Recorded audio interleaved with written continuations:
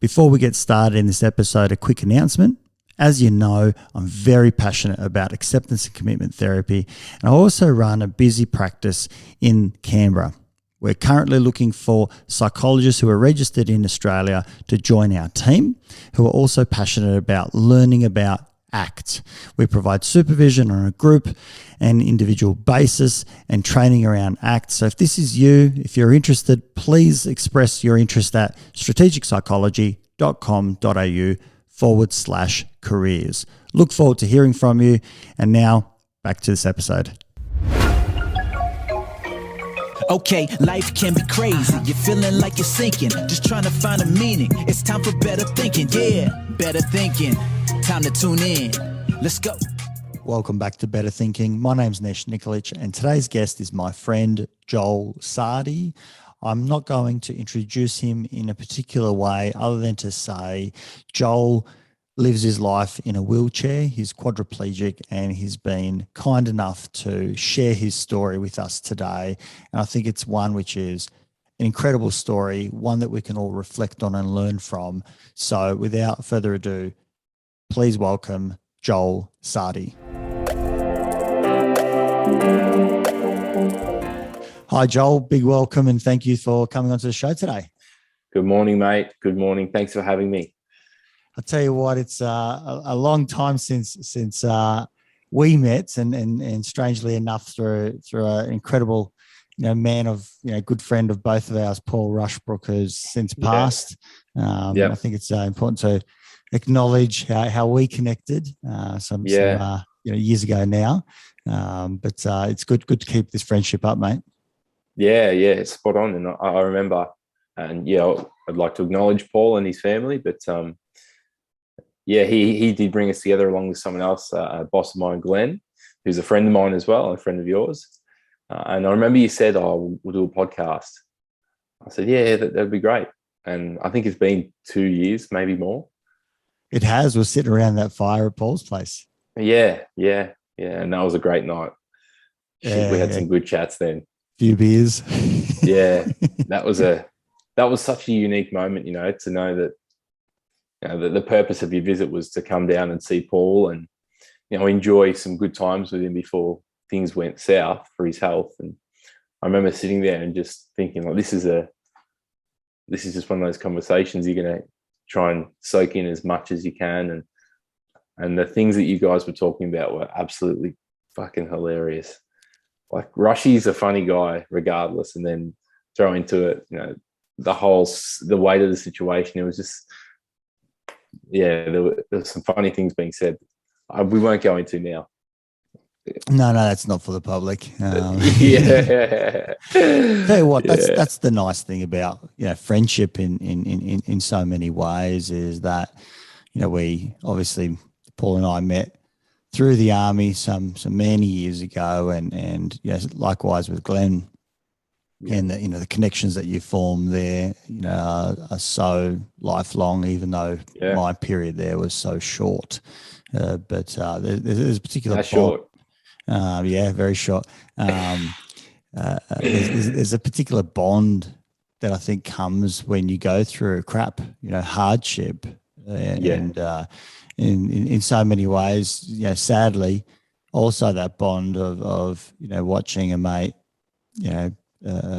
sort of health decline and being there, and just being part of that journey. I think very privileged to be part of that journey, to talk to him through that time, but that bond was, only reinforced. But, good to acknowledge Paul and his beautiful family, Kath and Isabella and, little George.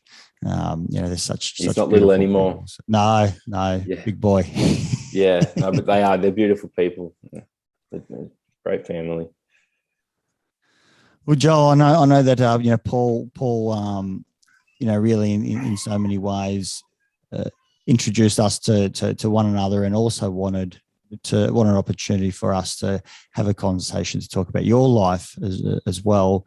I think he was inspired and also took a lot from what you had to say, and he thought it would be a good thing to share that. I remember always talking to him about different podcast episodes of different podcasters, of people who've done extraordinary things, and in so many different arenas and spheres. It was something that attracted him, and I think that's probably that tangent that we're all attracted to as well. It kind of crosses us all over of hearing about other people's journeys. So I'd love to hear more about yours, because this is my first time as well hearing your full story. So I'm kind of pleased that it's fresh that way, and it's not us going through the story again. It's first time. Yeah. Okay. So much like you, I've got a military background, a little bit longer than yours, or a bit different to yours. But when I was 20, I enlisted into the ADFs, and I was in the infantry, and I did my training around the country, and was posted to 7RAR in Adelaide, deployed to Afghan in 2013, and 6 months after returning, I fell down a flight of stairs and broke my neck. And the damage was severe. The spinal cord injury was at my C5 vertebrae, and I am now known as a C5 quadriplegic. So I've got no movement from below basically my nipples, and that includes no dexterity, no bowel, no bladder, no sexual function, no body regulation. There's a myriad of complications that come from it. And one of them you're about to hear. My carer is about to leave. She just come in this morning, helped me get ready, and helped me get in my chair. And that's just a normal part of my day. A carer comes in every morning and gets me out of bed, puts me in the shower, or puts me on the toilet, and dresses me, and gets me in my wheelchair, and the start of my day, some 2 hours or 1.5 hours later. And that's been for the past 7 years. So essentially, when after I broke my neck, I had to learn to live again. Imagine just waking up one day, going to work, and then never going home. You go home in a wheelchair, basically, and then you have to learn how to do everything again, because none of your body works. So you have to adapt, not just physically, but adapt mentally as well, and understand that this is me now. When I look in the mirror, this is how I am, sitting down, and I look a lot scrawnier. I used to be 95 kilos, now I'm 60. So heaps of challenges along the way, but in saying that, I've got an amazing family who supported me, an amazing network of friends, and my girlfriend, who is now my wife, and we are now parents to a 10-month-old daughter, Esme. So from that tragedy, and from something so extraordinarily horrific happening, there's been tenfold more positive things to come from it. And then meeting yourself, and meeting Glenn. So Glenn was my employer. He came to see me in hospital, and he said, "Mate, I've got a job for you. You can work as much or as little as you want." And he offered me a job working for Ironside Recruitment, and he took me on, and I knew nothing about the job, nothing about corporate, because I'd been in the army before for the past 5 years, and he gave me a job, and I learnt the way of the corporate world, and met some new people, and then met Paul Rushbrook, and then met you. And then, I guess my journey is slowly evolving on and on from there. Mate, take us back to that starting space, if you don't mind. Something that struck me is you talking about visually looking at yourself now. Yeah. And in my mind, I was thinking, how do you reconcile that with your visual memory of who you were, considering 95 is bit different to being in your 60s. You're Paul Rushbrook size, big boy. I used to give him plenty of heap, about that. You're a solid man then. Obviously with your injuries and the like, you're lack of capacity to be mobile. You just simply can't use it. So this is all about entropy. I'm assuming that's how it works. That your muscles just waste because they don't get used. Yeah, correct. Yeah. And like my forearm, my wrist is just bone. I used to have forearms that looked like a leg of lamb, and then my hands are just like this. So much image and like identity problems were coming into play. So just being able to accept that took years. So yeah, just being able to accept that took years to just be comfortable with how I looked sitting in a wheelchair. And also because like I've got no back muscles, sometimes if you don't maintain posture well, you punch. So yeah, it was just so much to accept about how I looked. And then even just wearing clothes in the chair, because I've got less muscle and less posture. Everything sags and hangs off me, unless I'm wearing skin tight clothing, that is. So, yeah, so much of that had to change, and I had to accept the way that things now were. But yeah, that took a good 3 years. So for 3 years, I'd never want to look in the mirror. I'd be pissed off with how clothes would look when I go out.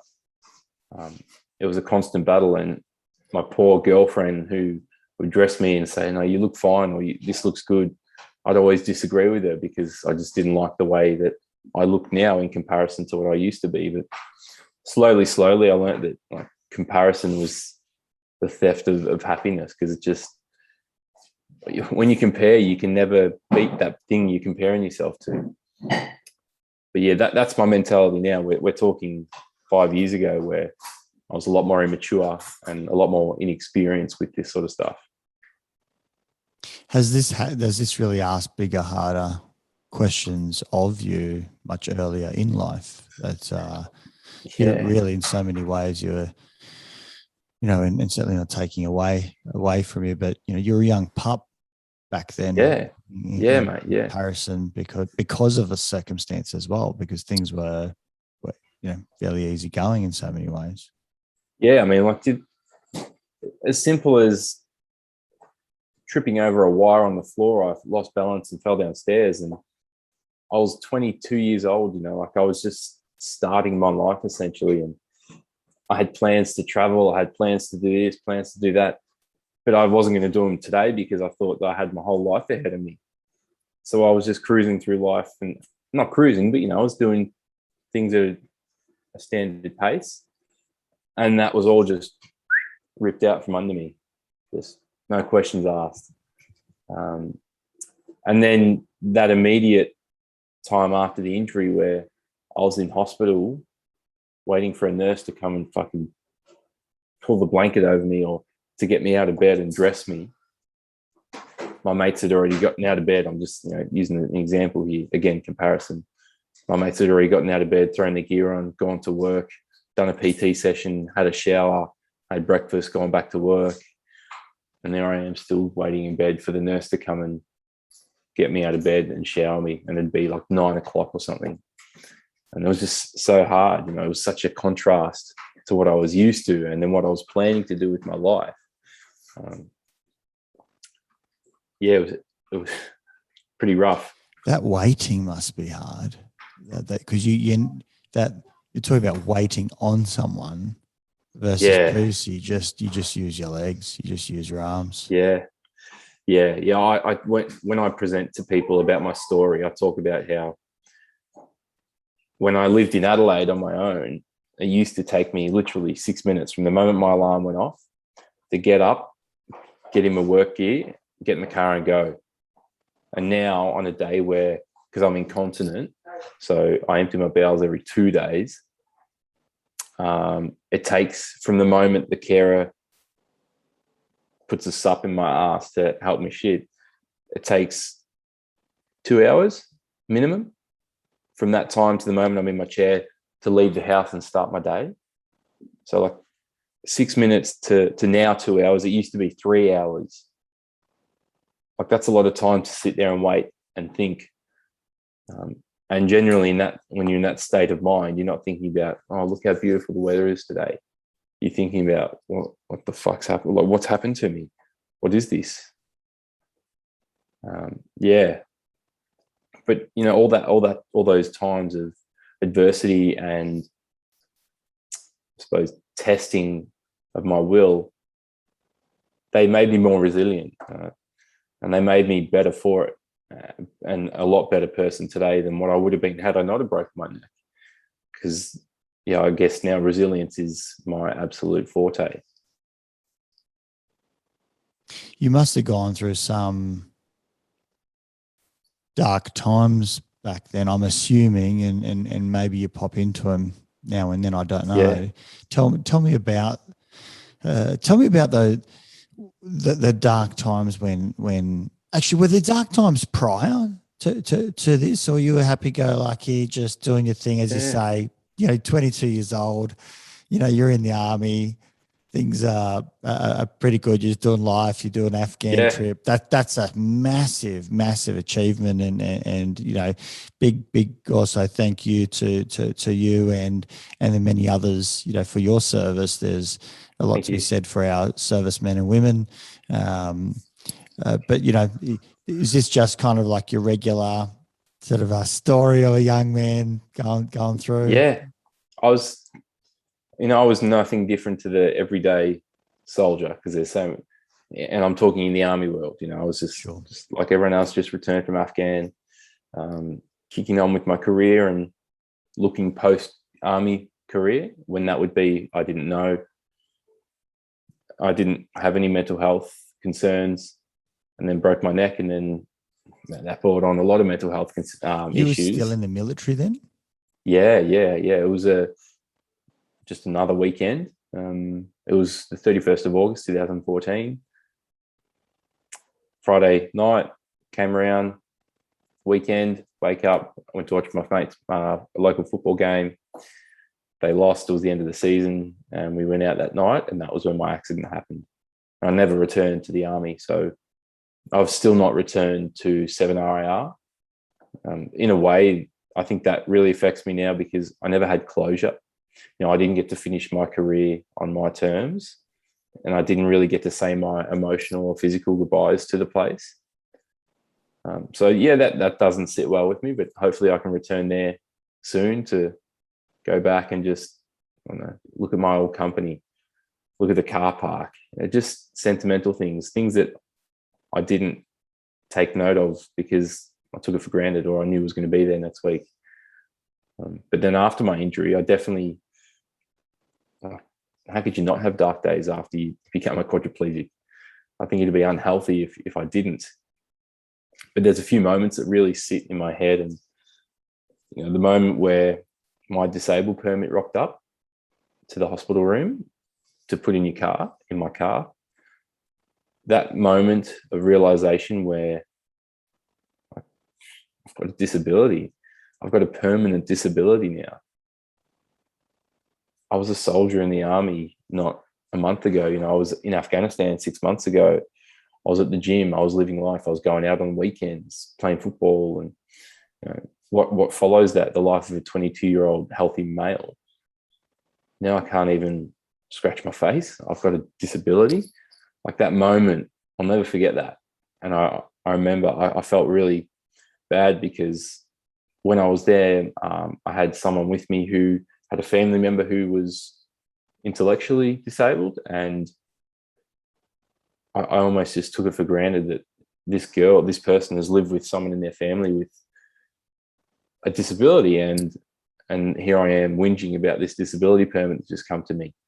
I'm not sure if you can sort of see where I'm getting at there, but it's like I didn't want to be known to have a disability, because I just had so much that identity crisis again, where this is how I look. I've got a disability permit. That was a moment where I still remember now exactly where I was and exactly who was with me. And it was that moment of realization. And then I remember in the shower one day where the nurse was washing me, and at the time I had an indwelling catheter. So an indwelling catheter is like a a tube that goes through the eye of the old fella, through your urethra and into your bladder. And there's a little hole at the end of that tube in your bladder, and it just empties your bladder permanently. So it helps you piss. And, there's that tube that comes out, and the tube runs down your leg into a leg bag, which catches your piss. It's like 1 liter or something. It's pretty off-putting if you see it for the first time, and especially to see it going into your own old fella. And I remember asking the nurse, is this how I'm going to piss for the rest of my life? And, to her credit, she said, yeah, it is. There was no bullshit about it. She told me exactly what it was and how I was going to. And I said, yeah, I need a moment. And I just started crying. I was crying all the time, but I just wanted to cry on my own this time. And I was sitting in the shower in this massive hospital bathroom in a real clinical setting with this catheter in me. And I was still like pretty heavily paralysed because the spinal shock had still not left. Spinal shock is what happens when you have a spinal cord injury and it sticks around for about 12 weeks, where you don't know how much movement you're going to get back, but at the time you're extremely paralysed. And I remember sitting there just crying in the shower, looking down at my catheter, thinking, what the fuck is happening? A real sobering moment. And then, leaving the hospital after that, I would go to bed every night. So I was in hospital for 12 months after my injury. And when I would go to bed at night, I would go to bed hating life, knowing I was a quadriplegic and not really doing anything about it. And, the world would turn, and people would go to bed, they'd wake up and then go to work. Whereas I'd go to bed, wake up, and I'd still be the depressed, down, hating the world quadriplegic. And this is perpetual. It went on for years. So during that time, I had there was a suicide attempt. There was many times where I thought about it and I never executed.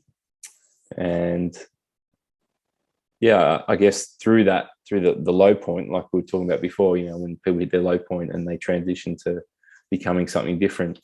When I hit that low point, that's when I made it obvious, or I spoke to my family about it, and then we put things in place so that didn't happen again. And that was like the reincarnation of me in some way, but not to say that I've not had dark times or hadn't really low points since then, but I'm definitely a lot better at identifying when I'm going into a slump and not hitting the lowest point and doing something silly. And I think that's always going to be there. Like I'm always going to be a quad. So I'm always going to have the moments of, this is hard. But in saying that, I've got good things in my life. I've got mental health support and strategies in place to make sure that, like I said, I don't do anything silly again. Did being a soldier help in any of that? Double-edged sword, that one. Now, it helped in that I knew what was tough. I guess it helped in that being a soldier instilled many values that are lifelong. They don't leave you, and resilience, courage, mateships, all those bullshit sort of one-liners, but shit, they come into play when you're a quadriplegic and you've got nothing left. But then again, at the same time, when you're laying in bed, completely paralyzed, waiting for a nurse to come and wipe your ass or to put your socks on, you also reflect back to the time where you were carrying $100,000 worth of kit.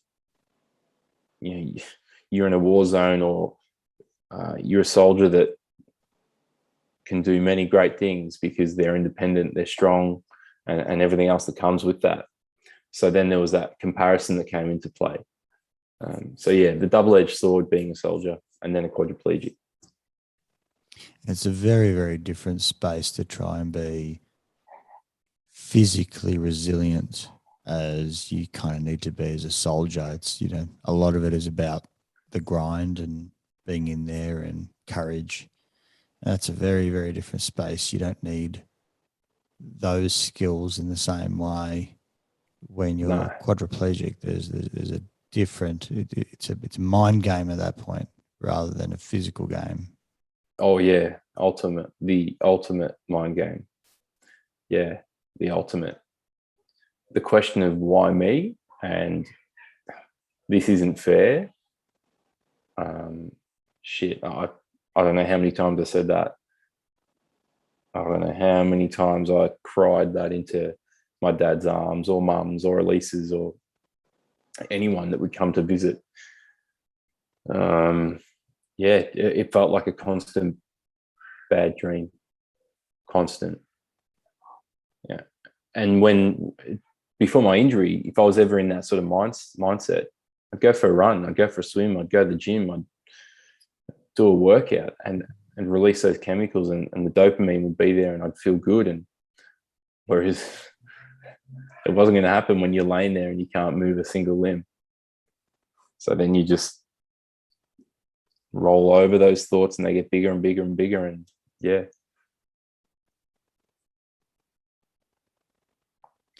You've obviously mentioned your family a number of times. Can you talk about that a little bit? Yeah. Beautiful, mate. If you didn't know, Sardi, my surname, Italian. So family is big for Italians, and that's evident in that. I can imagine right now Paul would be giving you shit for that. Yeah. I'm sure though, as he was sipping his red wine, he'd be giving me shit about it. Yeah. Yeah. You know, I grew up in a massive Italian family. I mean, I've got one brother and a mum and a dad, but plenty of cousins, aunties, and uncles. My dad was one of 6, so family events were always big. And you know, family has always been taught to be paramount and number one to me. That family will always be there, and they have been. And that was evident when I broke my neck. My uncle, my dad, and my mum and girlfriend flew from Melbourne to Adelaide to be at my bedside. And you know, it was, I think, growing up as well, like there was nothing that I wanted to do where mum and dad didn't support me or didn't drive me anywhere, or I don't know. I guess you expect that of your parents, and I was lucky enough to have that and then some. But then through my injury, I remember there was many times like in hospital and I refer to it in hospital a lot because I really think that was some of the hardest parts of my injury. And I guess my injury is who I am today. So I guess that's why I reflect on it so much. But, you know, I'd always say, I can't do it. I don't want to do it, Dad. And his response to me was, we'll do it together. Yes, you can, you know, we'll do it together. And, you know, he has, and so has my mum, and so has my uncle, and so have so many of my mates, because, you know, I've broken my neck, but it's affected everyone in my circle. And that's evident in the way that our relationships have changed with so many of my family. And it's brought me so much closer to my uncles and my aunties and my cousins and shit, and my mum and my dad. You know, like, you show your vulnerabilities the way that I did and the way that my families do, and that just creates a whole new aspect to a relationship. And, you know, my girlfriend, talk about a woman that accepts you for your faults and your strengths and works with me. And, you know, we'd only been together for 4 years when I broke my neck. So, you know, you could say, all right, look, 20 years old, 22 years old, it's a bit hard. I don't want to deal with a guy whose life looks like he's going to be a decrepit vegetable. But she didn't care. She stuck with me, and the days in hospital where she would walk through the door, that smile on her face, I couldn't care that I was a quadriplegic anymore, because there was Elisa walking through the door, and that was it. And it's been like that ever since. We got married 3 years ago. We had a daughter in November last year, and like, man, doesn't get any better than that. With the family that we have and the family that Elisa has, I wouldn't have achieved the things that I've achieved now without people like that in my life. And that's fact. That's cold, hard facts. Nothing that you do as a quadriplegic is easy, and you need help with every aspect and every step of the way.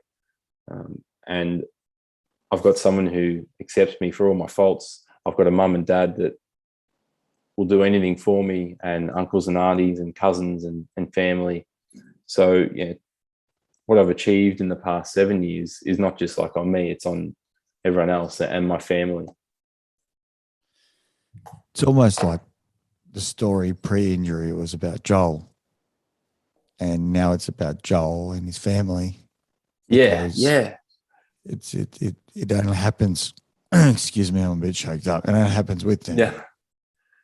Like, clearly, you know, your wife is, you know, in so many ways the ultimate champion as well, because so many girls and guys, if it was the opposite direction, would have left. Let's just call it as it is. And look, maybe to be fair as well, maybe relationships don't last very long at age 22.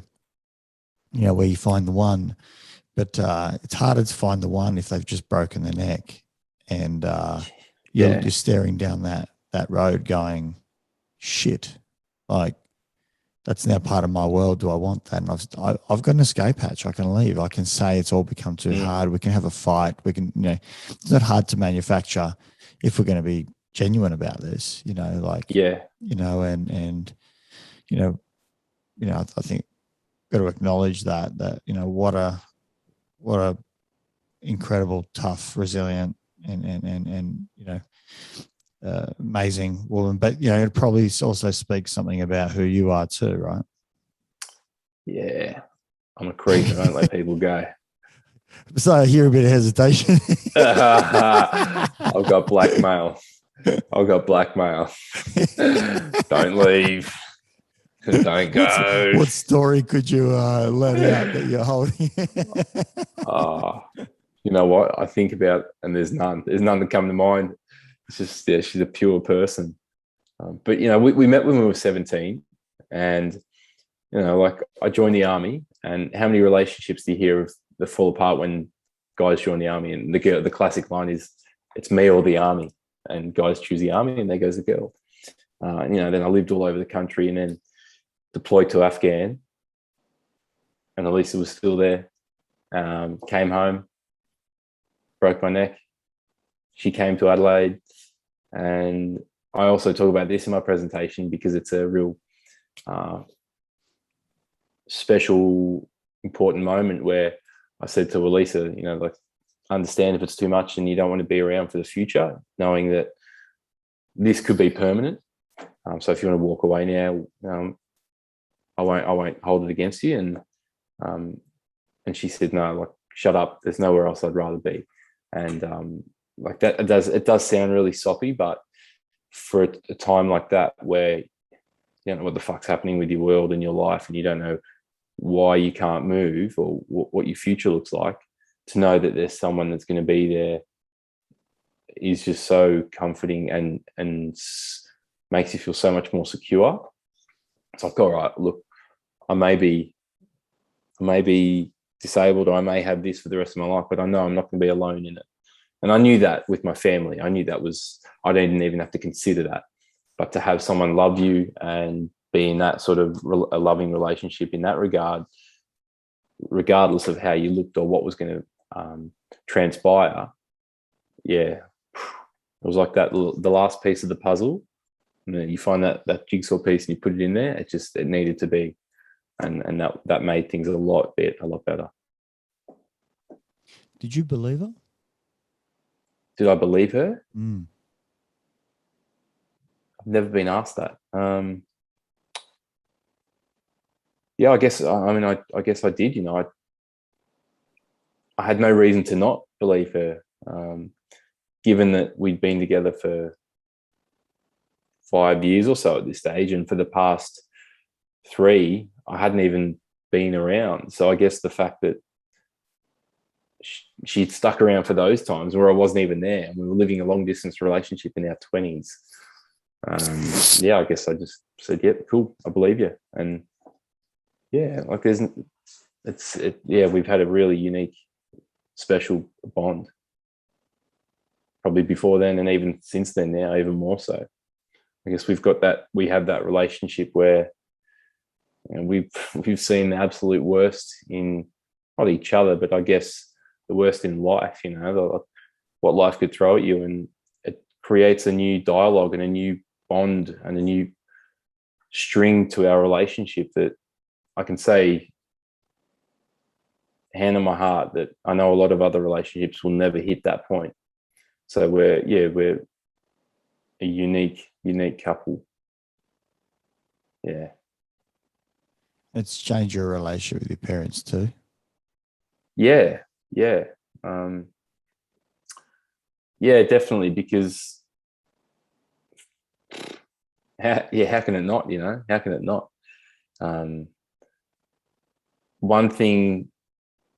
There's one thing about being a quad where you need to be a good communicator, because you really need to direct your care, the term is. So you need to direct people as to how to do everything for you. And essentially that comes down to even how I want to wear my hat, or how I want someone to brush my teeth. And for example, when I was getting my mum to do something for me, and she was doing it the way that she thought was right, and it wasn't comfortable for me, or it wasn't how I wanted it to be, and I would get pissed off because, you know, I'd normally just do things the way I wanted, and I'd have it sitting at the right angle, or brush my teeth at the right angle. You know, you'd get frustrated and take out the frustration of the situation on the people, when it's not the person who's doing the wrong thing, it's the situation.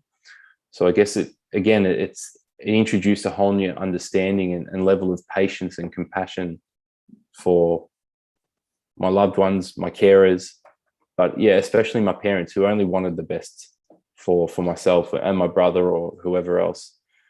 But having that ability to understand that it's not the problem. Sorry, it's not, you know, the person who's creating the issue, it's the problem, and directing my frustration at that and not the person.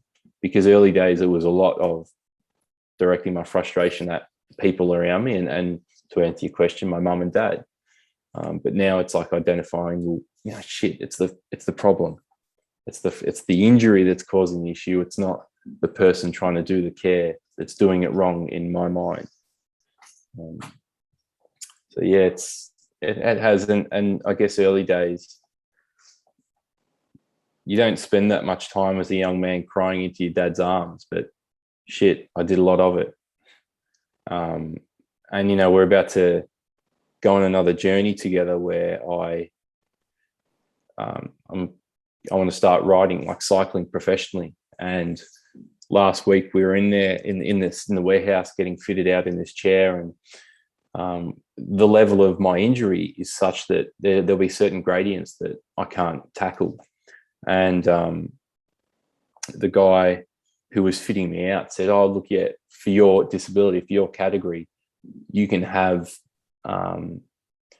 someone ride with you who's able to push you up a hill or help you."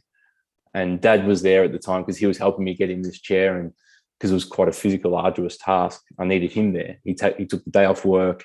He came in with me. So it was already a beautiful moment. And then when the person fitting me out said, you know, you can have someone there, I looked up to Dad, and it was like a moment where we both envisaged in the future, fuck, like I'm going to be riding a bike together and Dad's going to be behind me helping me up a hill, or he'll be there in a time where I'll be physically hurting. And it was just a really nice moment to know that he can be there for that part of my journey as well. You know, he was there at that time in the hospital where, again, you know, the why me can't do it. You know, that's all right, son, we'll do it together. And I didn't know how that would look. I didn't know what that doing it together would be. And And in the warehouse last week, when the sales rep was saying, you can have someone there helping you, well, that's what it's gonna look like. That's what it'll be. It'll be dad helping me up that hill, or it'll be dad helping me down the hill, or it'll be dad picking me up after I've just driven off the track into a tree.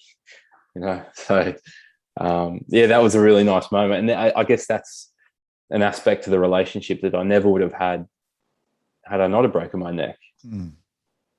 Mate, they're the sweet spots. Yeah. Because there's so many ways. It's what every dad wants to say, and thankfully we don't need to. That's or it's certainly not at that level. Maybe we say, look, I know that's upsetting. You didn't get the job that you wanted. I'm here for you, mate. That's very different. But folks aren't going to go to their dad for that. No, right? yeah, and their dad's probably not going to say we'll do it together. Dad will probably say, chin up and back on the horse, and let's hit the next one. At least traditionally, right? And maybe the mum might say traditionally, and obviously these are big generalizations, but maybe mum will say, I know it's hard, and might be a bit more consoling, but dads are supposed to be tough, because maybe they reserve it. Maybe they reserve it for these sort of scenarios. Not suggesting that mums aren't. I'm sure there's plenty of stories. Actually, maybe you can share a story about mum. Yeah. Okay. Oh well. Different though, right? It's a different thing. Oh yeah. Like there's something about you talking about crying in your dad's arms like chokes me up. Yeah. It's a beautiful moment, mate. It's one of the reasons that I'm so, I suppose, happy and supported. Not supported, but somewhat successful, because I've got such supportive parents and a dad that instilled some good values in me. But to talk about mum, up until the day that I joined the army, she was making my lunches for me at uni. I'd like, I still do take mum's word as gospel, but man, I could ask mum, why is the sky blue? And she could say, because everyone uses blue detergent in their dishwasher. And I'd believe it, like, because mum still is everything. But even up until now, I know that I could call mum at 2 a.m, 3 a.m, and just want to talk, and she'll sit on the phone for 2 hours, and she'll have that chat. Or at the hospital, Nesh, I'm talking, I was there for 12 months, and she was there every single day from the moment visiting hours open, which was like 9 o'clock, till about 8 o'clock at night, every single day, along with my girlfriend or my dad that would come often. Elisa had her work commitments, and dad also had a business to run, but mum was there every single day. And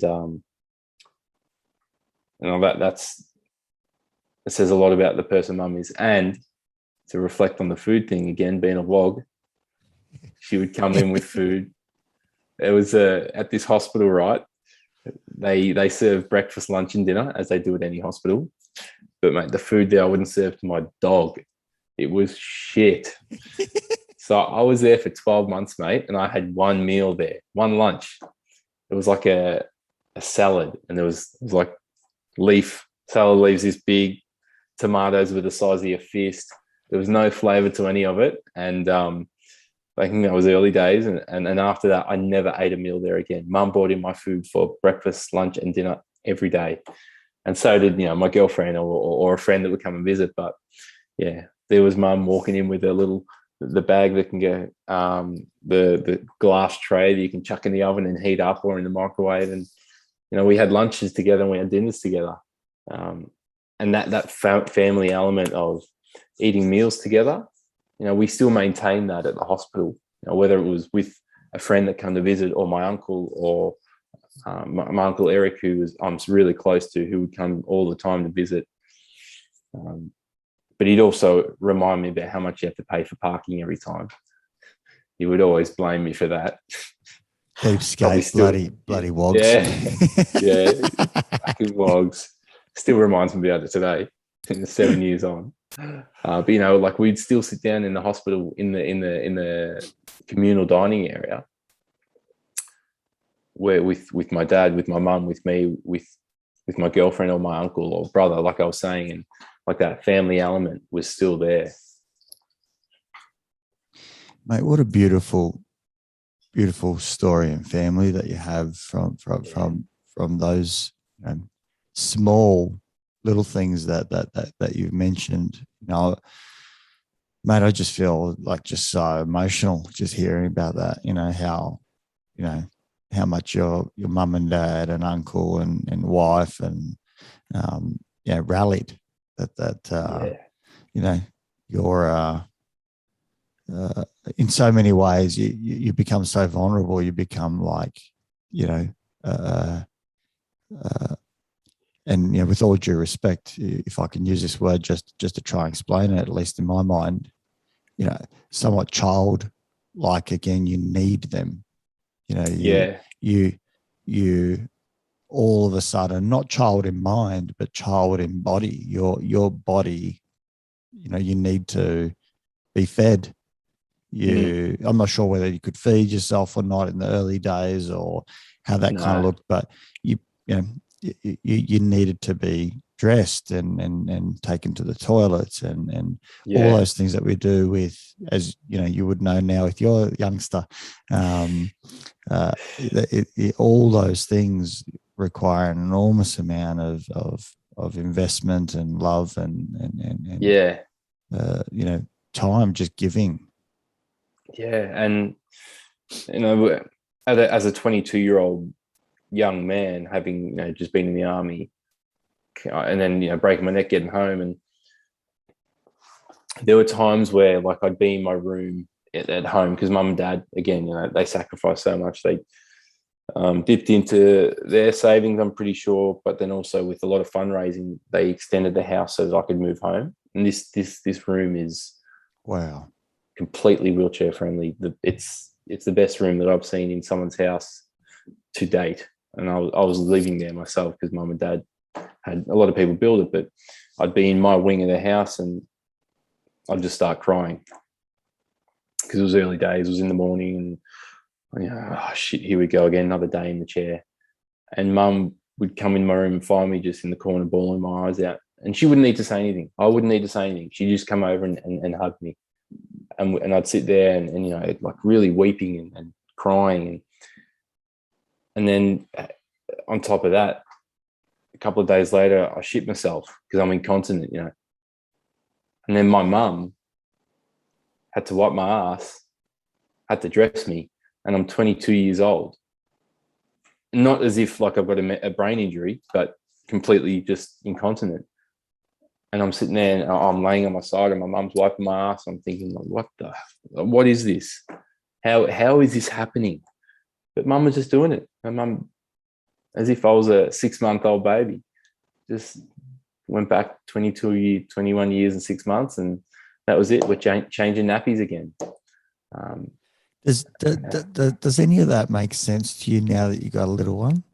I don't change nappies, mate. So no, I don't. I haven't changed a nappy to date. But in terms of the love that you could. Oh yeah. I definitely see that there's nothing that you wouldn't do for your child, and that's timeless. That is timeless, and I've learned that definitely. Yeah. But mate, not having to change a nappy, that's one perk. Oh mate, I'm telling you, to the listeners out there, if you don't want to do the dishes, you don't want to have to cook your dinner, do the ironing, make your bed, or if you don't want to dirty your shoes ever again, cruise around in a wheelchair. That's one of the things, Joel, that really I think strikes me about you is your sense of humor. That we were able to, a few years back now, sit around a a fire at Paul's place and just have a yarn. And I certainly didn't see the chair, and of course I wouldn't, because I'm not in your shoes. But in so many ways, you're just an average good bloke with a good sense of humor, but you've got that positive spark about you as well. Like, as you say, how could you not have those dark times? Because that makes no contextual sense to continue to feel bright and bubbly and the rest of it when you've just lost all function of your body. Yeah. But meeting you, you just ooze positivity and joy, and I know that's not the story, because that's only part of the story, but that's the Joel that I see is your nature.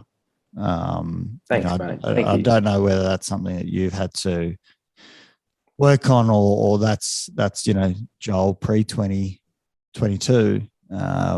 But that's a big part of this story that I see is maybe that's how someone gets by is you're lifted by that spirit, but you're still kicked in the guts over and over and over. And I'm sure those kickings occur every day, and they're still around. Yeah. Thanks, mate. I appreciate that little piece there. I was just thinking back then to it.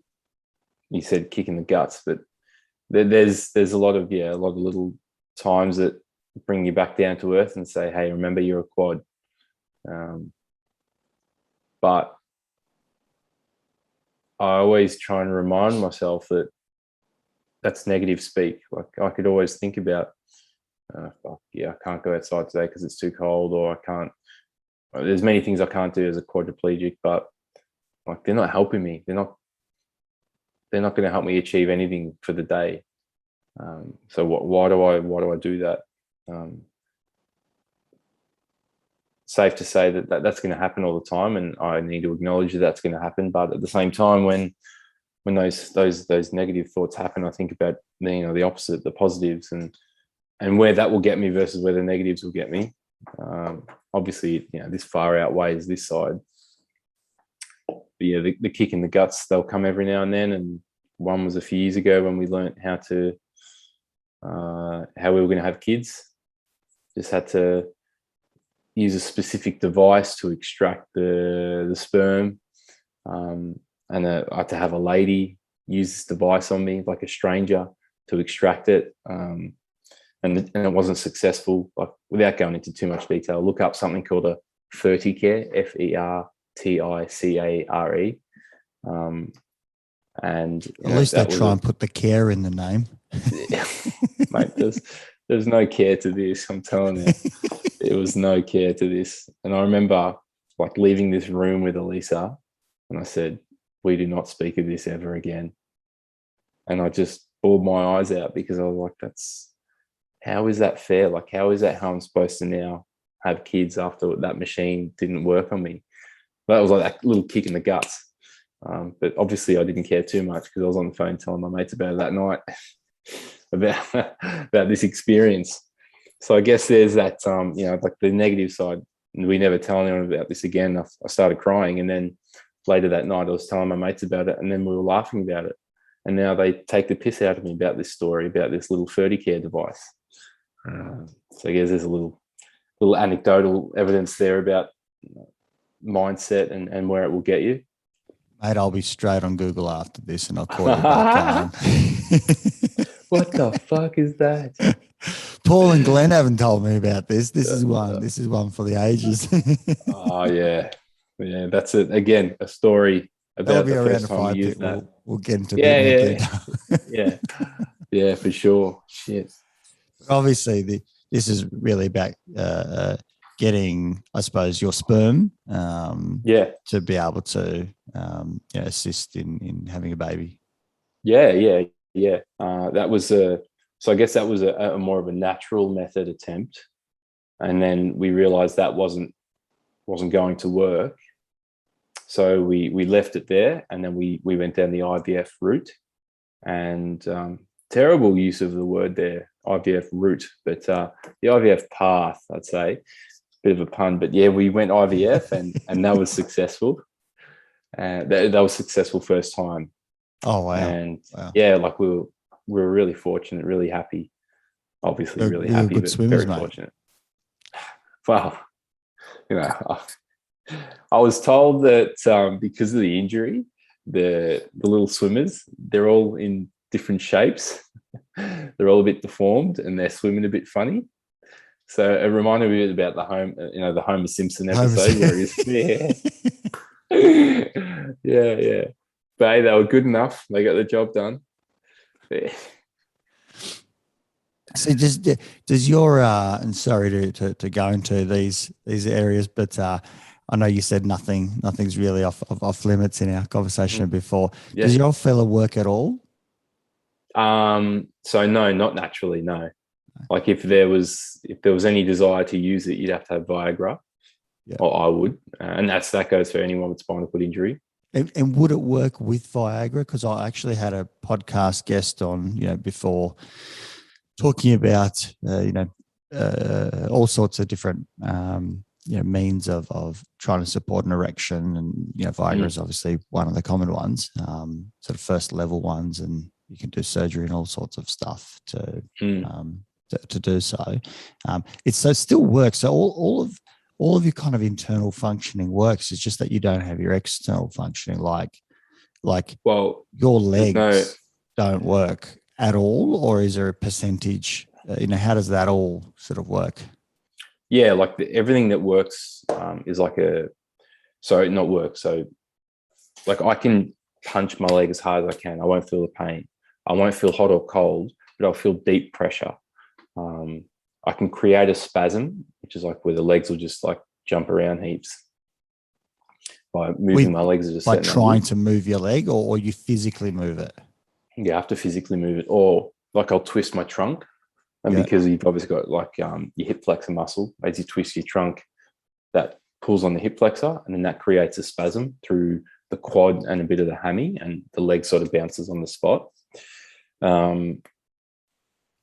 But it's not you doing it. No, you've just learned that if you move your trunk, your leg will spasm, for example, and it will bounce. Yeah. And early days, my leg spasms were a lot stronger because I had a lot more muscle. And I went to a party, and it was one of the first parties I'd been to on my own without Elisa. When I say on my own, without Elisa. And I was there with a friend, and I was talking to a bunch of people, and I twisted, and my leg sort of kicked off the foot plate and went forward. And what it does is it like kicks out until the muscle gets tired, and then it stops moving. But there was this girl standing in front of me, and I spasmed, and my foot came off the plate, and I kicked her straight in the shin. Not just once, I went doof, doof, doof, doof, doof, doof, kept kicking her, and she looked at me like, "What are you doing?" And I was so embarrassed, and I thought, "I'm so sorry. I can't control this. It's a spasm." And I don't think she knew what a spasm meant or what I was doing. And she walked away, and I was like, "Oh, fuck, what have I done?" But that was one of my moments where I really learnt the strength of my spasms. Do you get self-conscious? Straight away, I'll answer that. Yes. Yeah. Yep. Big anxiety. Big anxiety about, are they looking at me? What are they thinking about me? What are they saying? Not so much these days, but early days. And I would combat that through just like self-medicating. And that never ends well. Were you drinking a bit back then? Yeah. And like it just to the point where I'd be not myself mentally, and that's how I would cope. And that was a shocking way to deal with it. Whereas now, I just make it clear to Elisa I don't feel right, but it hasn't happened in a while. Not only because we're in COVID, but because I think I'm a lot more comfortable with myself. And I think after having Esme, Excuse me, sorry. Someone made me get up at an early time on a Monday morning. I'm a bit tired. After having Esme, I think I realised what's important and what's not. You know, like I couldn't give a shit if that person across the road's looking at me in a wheelchair. Esme is all that matters, and Elisa and my family. But if you know what I mean. You know what's interesting? I think most human beings walk around being fairly self-conscious themselves. So I imagine if I tried to guess what are people thinking when they see you, is they're probably worried about not insulting you. You know, it's almost like that. And I'm only guessing, but it's almost like that we get self-conscious to not do the wrong thing. And we're not used to wheelchairs enough, right? Yeah. We just don't see enough wheelchairs. We don't see enough,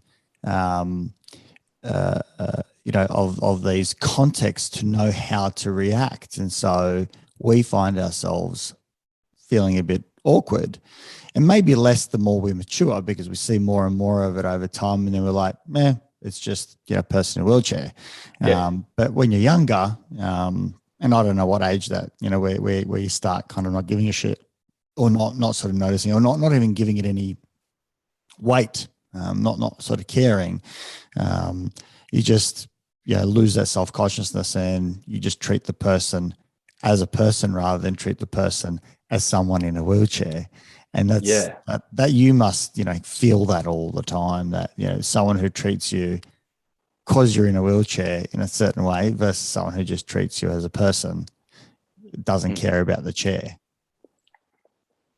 Well, 100%, mate. Like that, the first time I went to a shopping centre in my wheelchair, I remember I was with my girlfriend and her mum, and I was in so much denial that I was in a chair, that instead of me pushing myself to say that, like, I'm in a wheelchair, this is how I get around, I wanted to put my hands in my hoodie pockets, because it would have made me look like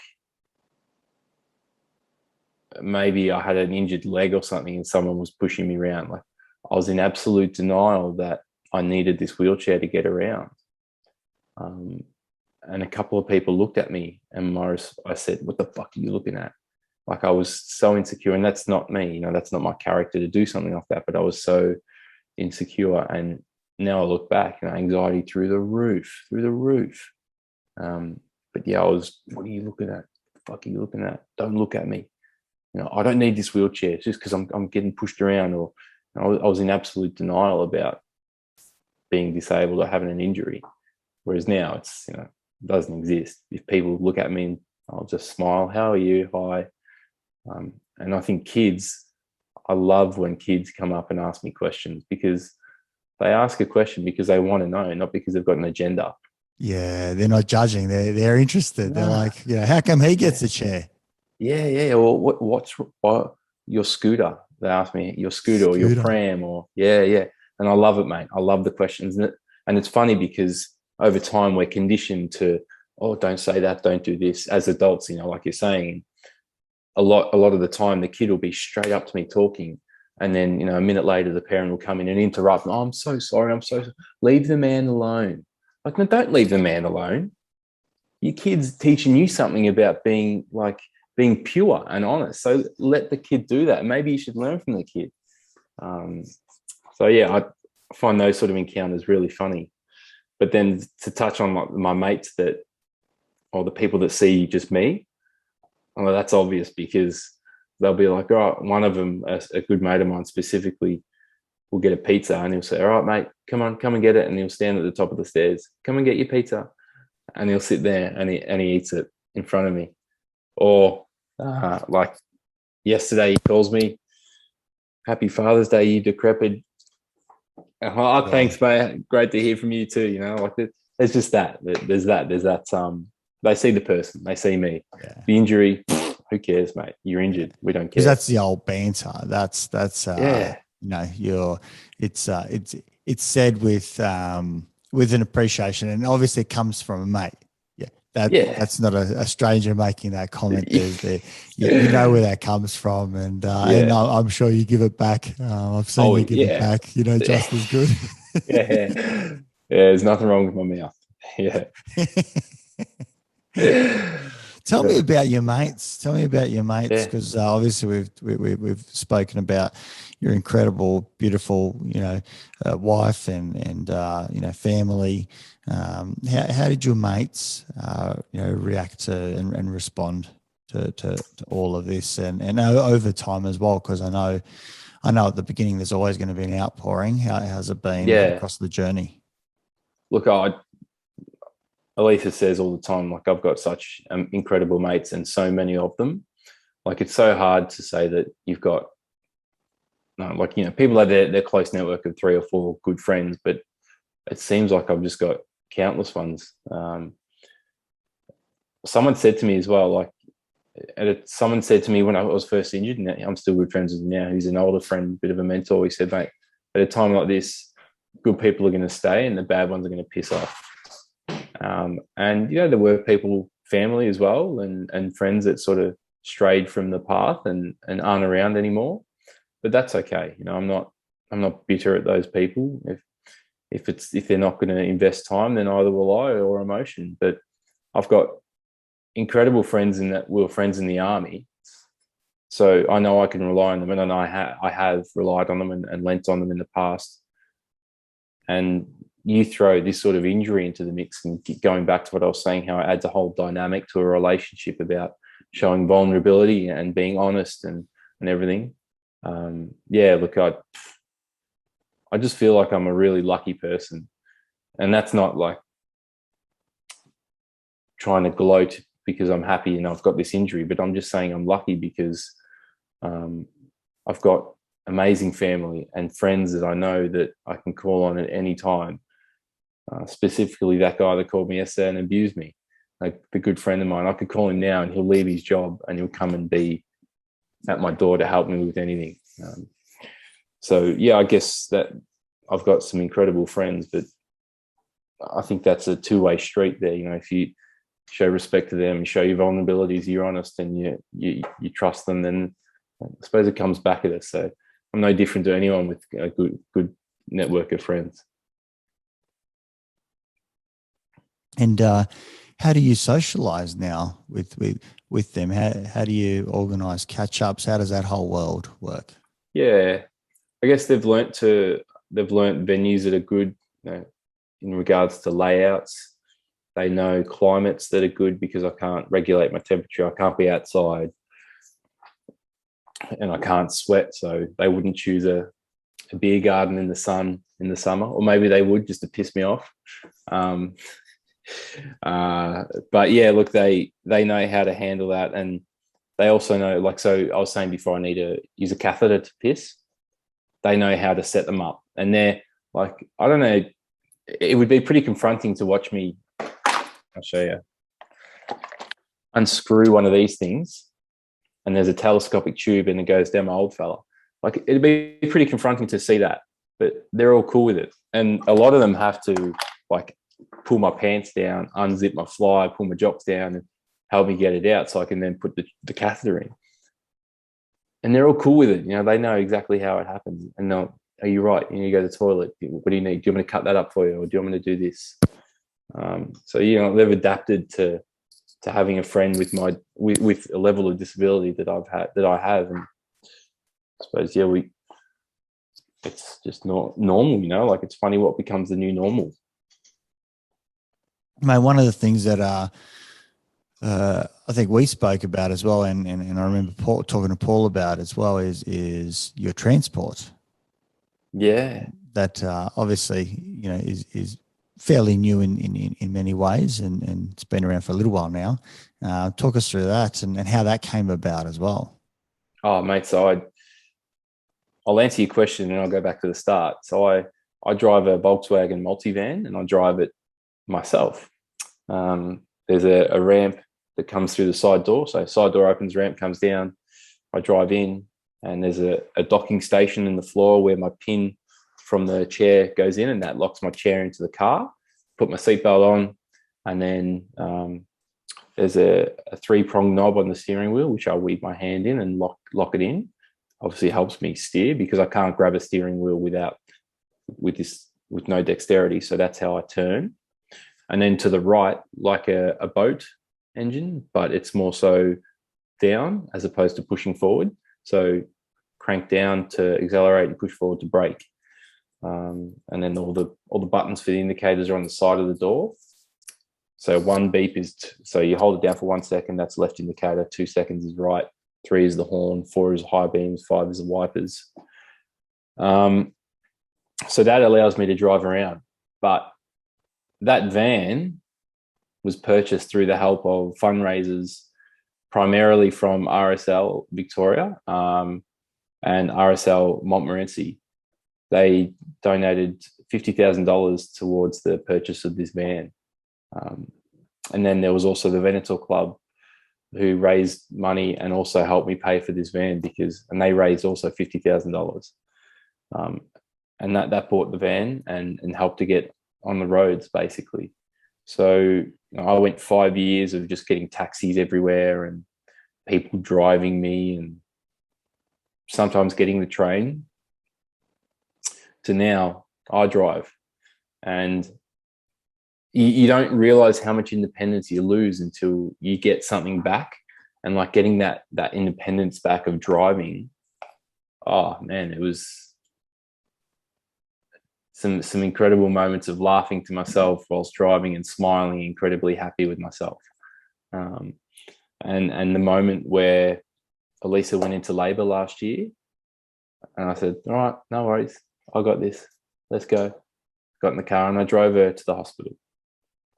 And then the day that I took my daughter home, I drove my daughter home from the hospital, mate. Like, I don't think I've driven any slower in my life or like stayed in the left lane 30 Ks under the limit. But, you know, like I was doing it, mate. Like, you know, I drove them in and I drove them home. And like, that's cool to know that people can rely on me for that sort of stuff.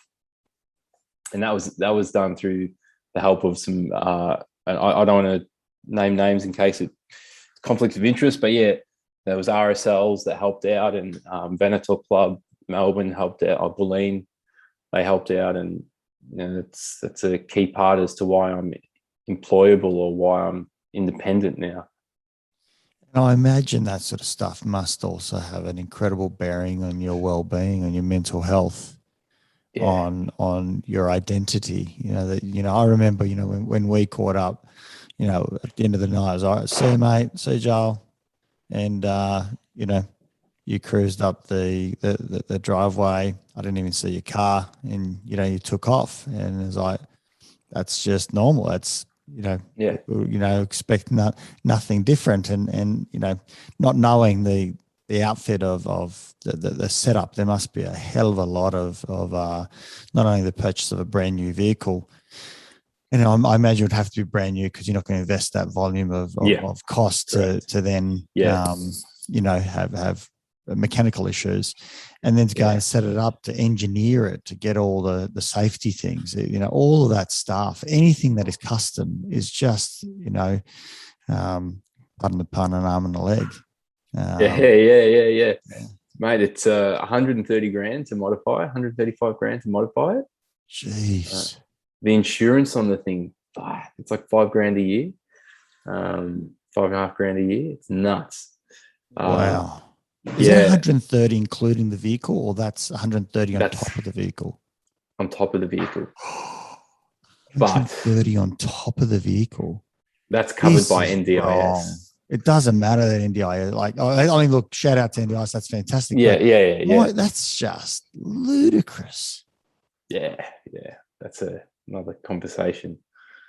But that's a conversation with a few beers. I tell you what, you know, exactly. We could, you know, take this in a new direction. This conversation. We're well overdue for that one.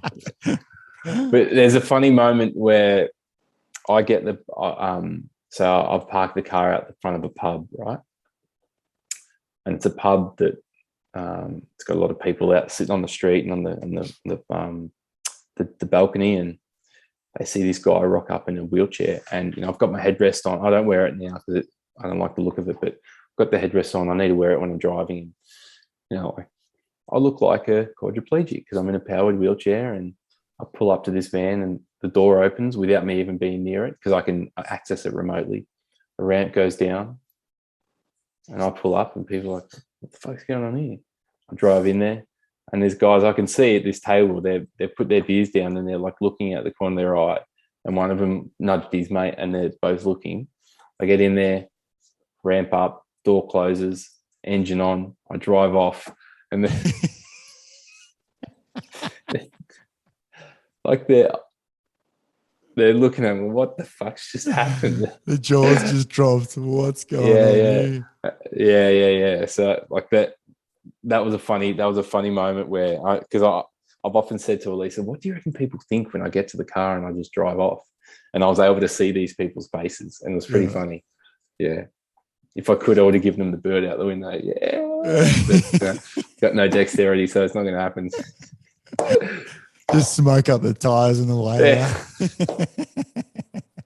But it's front wheel drive, so it's really hard. I drive like a grandpa. I never knew that, you're driving a $200,000 vehicle. Yeah, I know. Yeah. It's out of control. Yeah. Could have been an Aston Martin, but Could have been a Volkswagen. Yeah.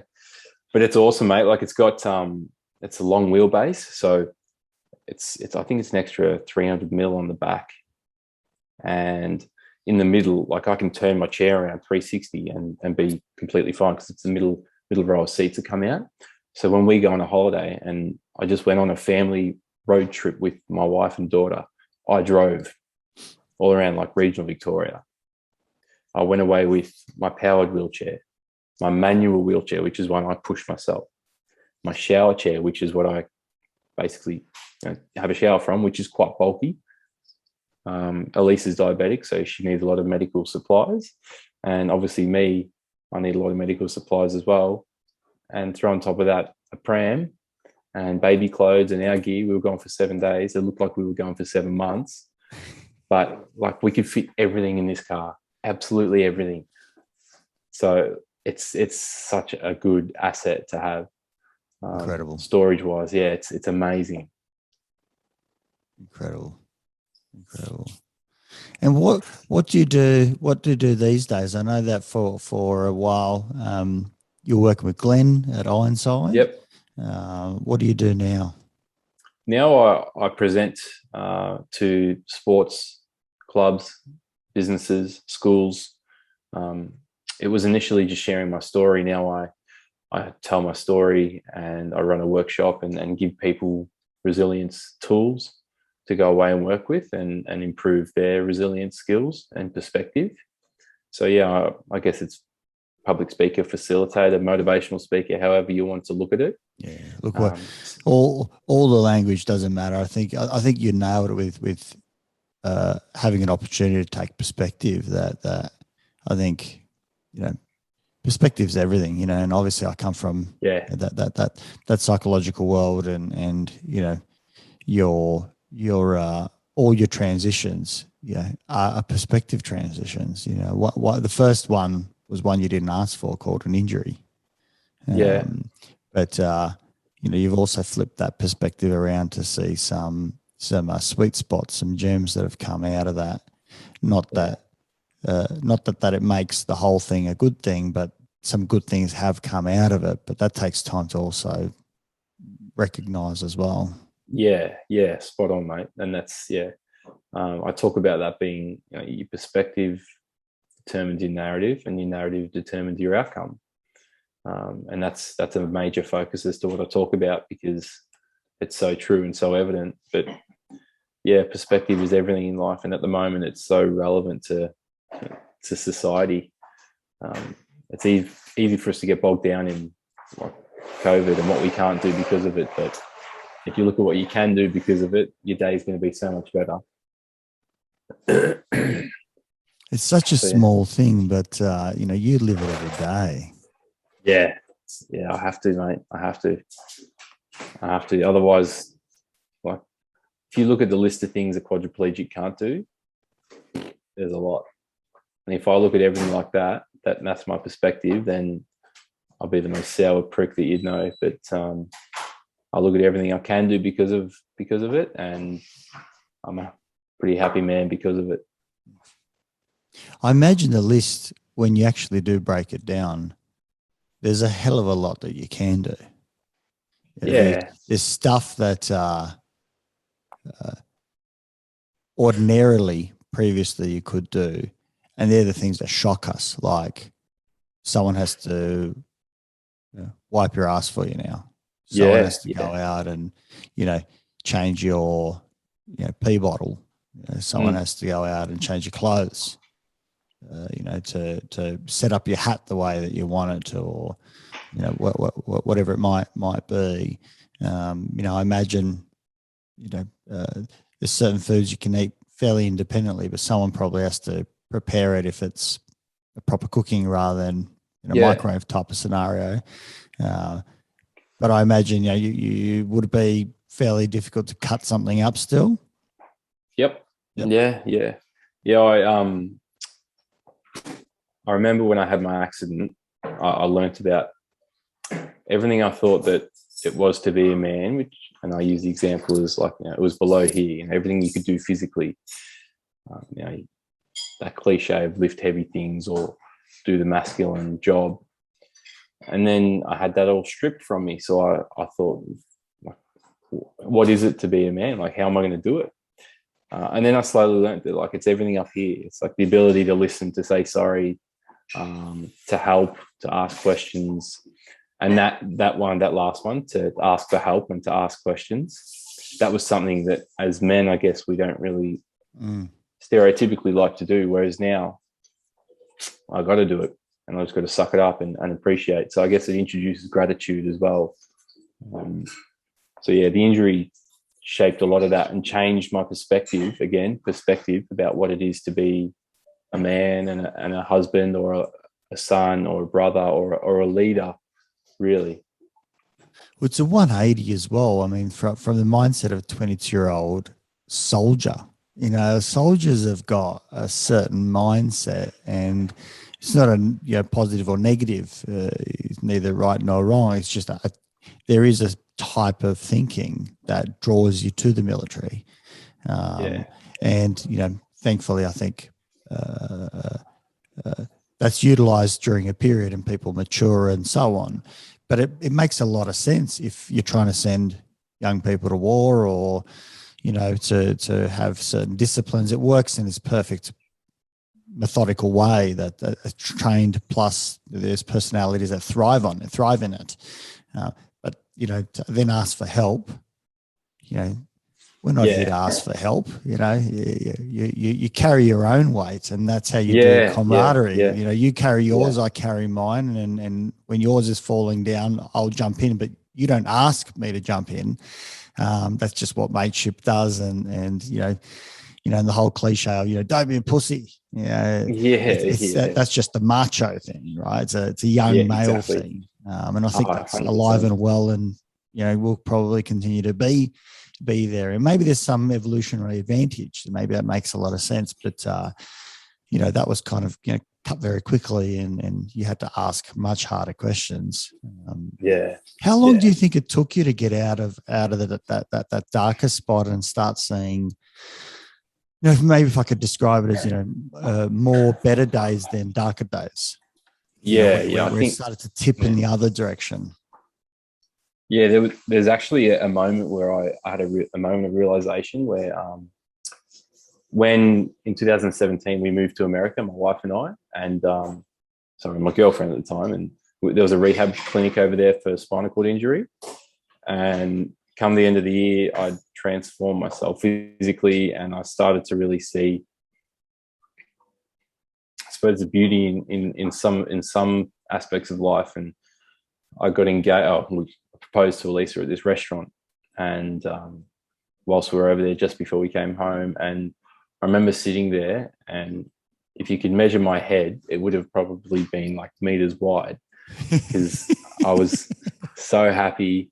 Everyone had just applauded us because it was like at a restaurant. I got down on my one knee out of my wheelchair and proposed. Tell us about that. Don't skim over that. I want to hear about that. Well, it was this restaurant that Elisa and I had always spoke about going to, because it was a nice Italian one right on the water. Southern California, like sunsets there are incredible. And I called up and said, I want best table, best view. And I told two of my trainers from the gym that like, this is what I want to do. So they had to meet me there because they needed to lift me out of my chair and like prop me up and put one knee down, and one was holding my ass up so I didn't fall, and one was holding whatever. And I had to stage it so that they were going to be there, but at least it wasn't suspicious. So we got there and two of my trainers happened to be at the door. What are you guys doing here? And they're like, oh, we were just across the road at the beach. Oh yeah, we're just going to eat here too. And Elise is like, oh, I thought it was just you and I having dinner. I said, oh yeah, well, I guess they can join us. She said, oh, okay, whatever. So we go down and sit down, and this one of the trainers said, oh, Elisa, can you just come and get something out of the car for me? And Elisa's like, get something out of the car? Why don't you get it? But yeah, okay. So she gets out, and unbeknownst to her, there was two other trainers in the toilet because needed to have, one other trainer in the toilet because they needed two men to get me out of my chair and prop me up. So they did. They lifted me out of my wheelchair, put me down on the knee, and I'm leaning on the table, like wobbly, Gumby, because I've got no balance. And Elisa walks through and she's like, oh, you've fallen. Oh, and then she saw my knee down and she realized what had happened. And then, I proposed to her, and obviously she said yes. And then the restaurant had clued onto what had happened, and everyone starts clapping in true American fashion, and woo! And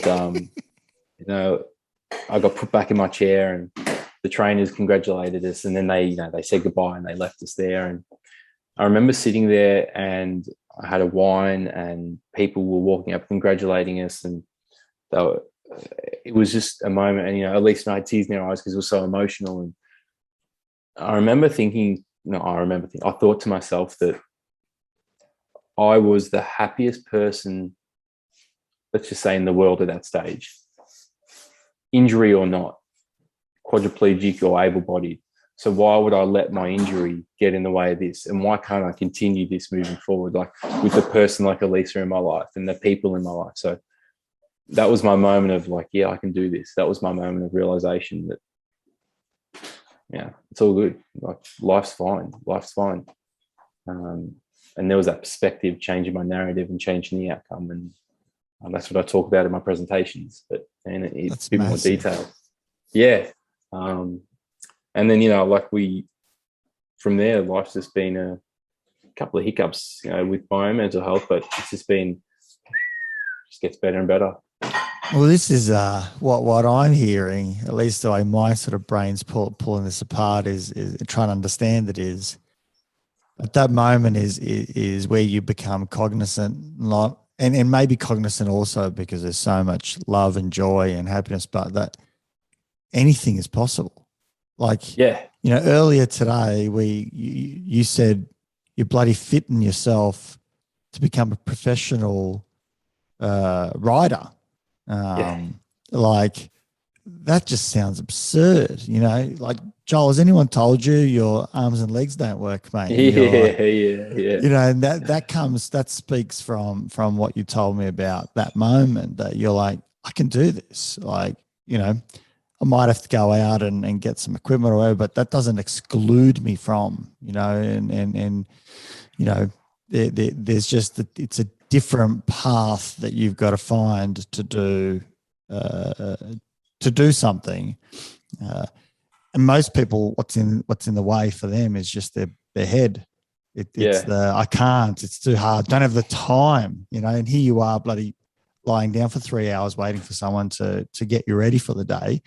Yeah. Someone else is saying, I mean, I'm guilty of it. I say to my wife, when am I supposed to bloody exercise? And how lame is that? And I use these bullshit excuses like, I get up really early in the morning, I go to work. By the time I come home, then, do everything with the kids and and, it's now 9:30. When am I supposed to, I can exercise 5 in the morning, or I can exercise at 10 at night or 11 at night. Mate, you've just told me that that's the biggest load of bullshit that I've been telling myself, and it's genuine.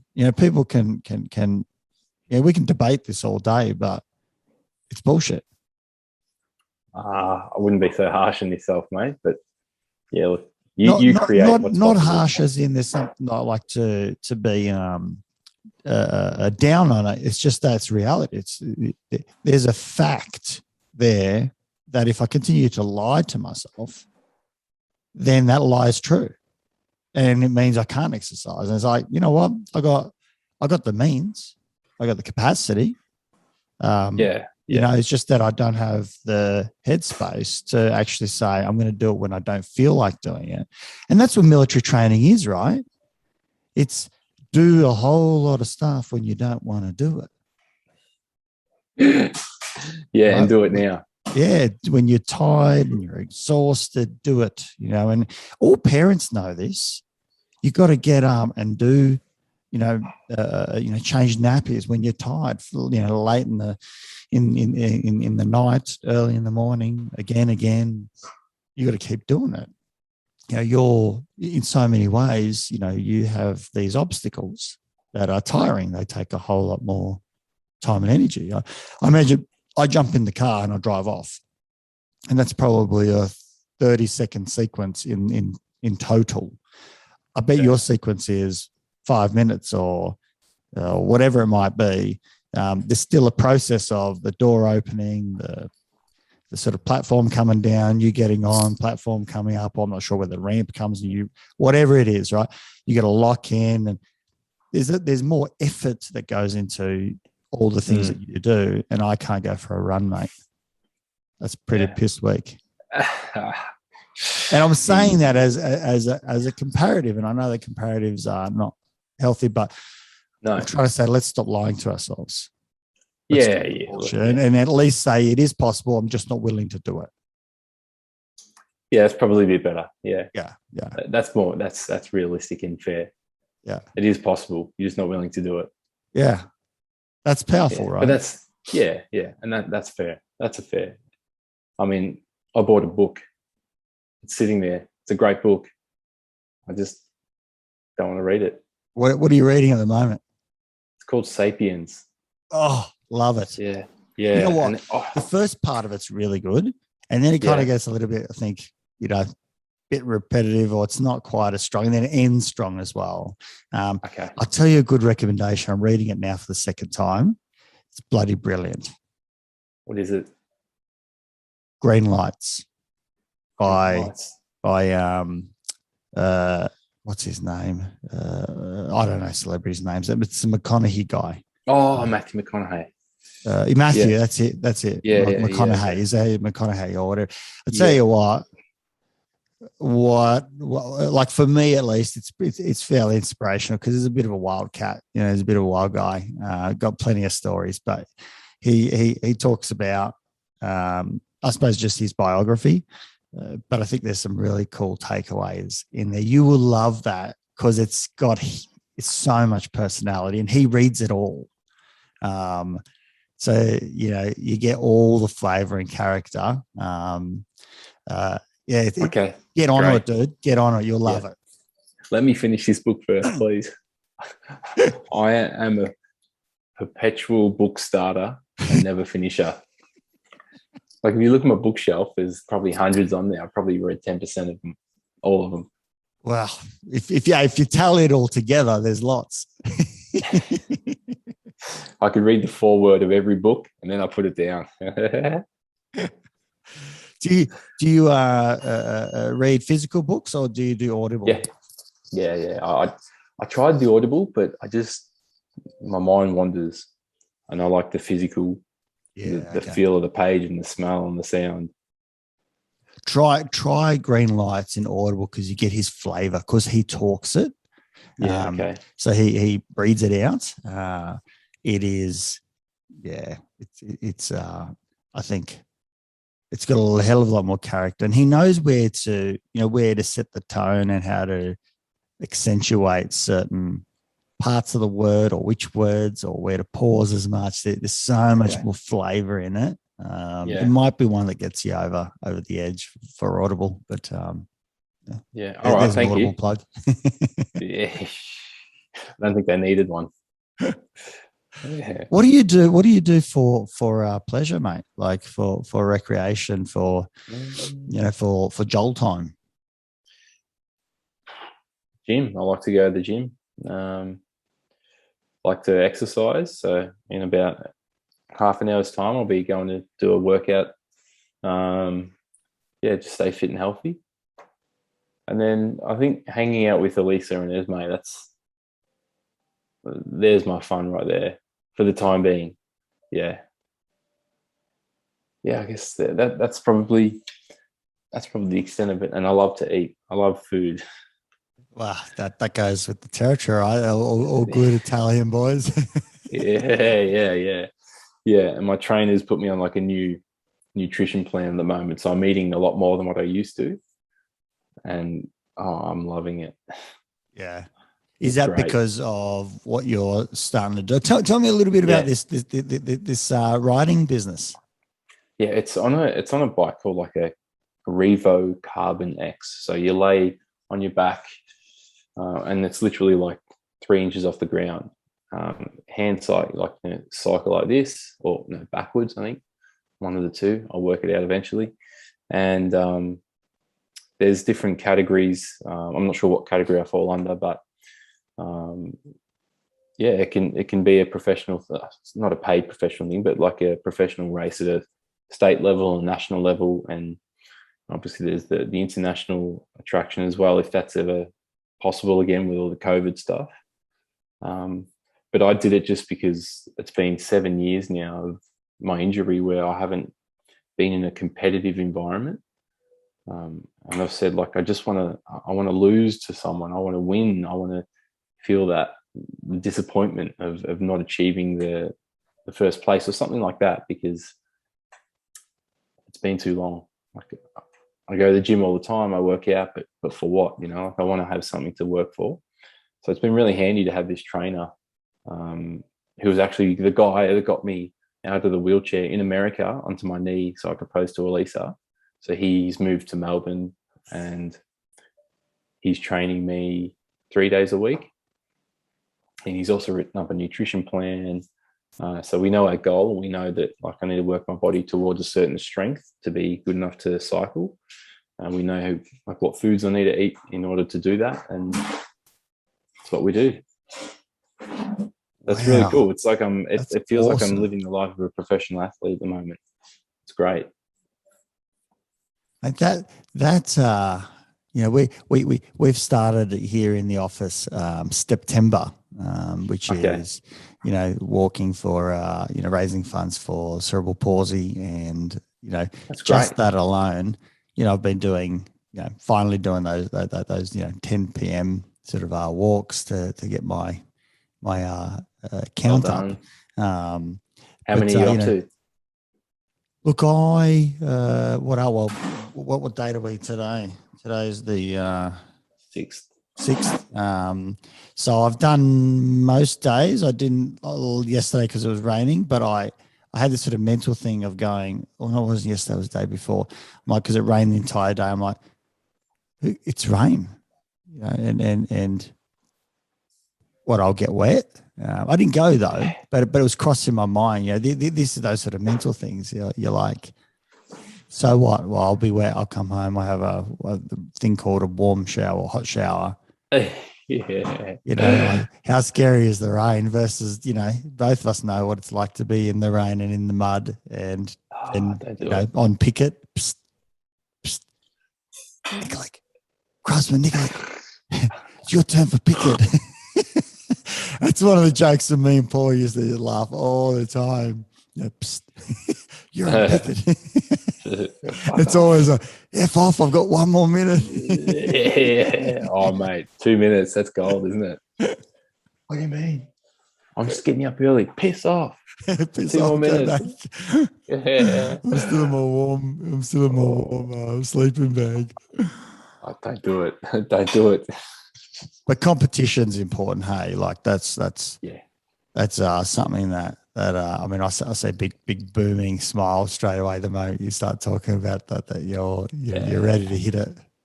Yeah, mate. Yeah, and I was lucky enough to become an ambassador for ambassador for Legacy Melbourne, and they've sponsored me and they've purchased this bike, and they're going to sponsor me moving forward. So that was huge to have them jump on board and pay for that, because it's 30 grand. Wow. I was never going to pay for that myself. I suppose that was a big hurdle as to why I didn't do it. But is this where the NDIS and stuff is? And obviously, like as you say, the RSL has stepped in. Many organisations there's a lot of money that goes behind these things. Like, you know, I can just buy a bike for, you know, I can get a decent bike for $1,000 and ride for as long as I want. You know, your bike is 30 grand. Yeah, that's one of the hurdles as to why it's hard to exercise. You look at the Paralympics at the moment, like the equipment those trainers, those athletes are using, like the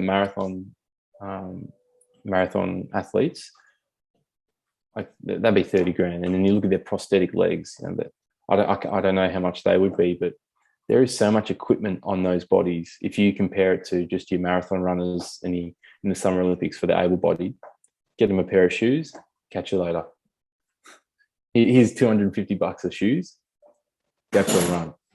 Whereas you know, these guys need thousands of dollars of carbon fiber equipment, prosthetics. It's nuts. Like, and that's why things are so expensive. But NDIS is an incredible tool if you know how to use it properly and to your strength to get equipment. And we've been fortunate enough to do that.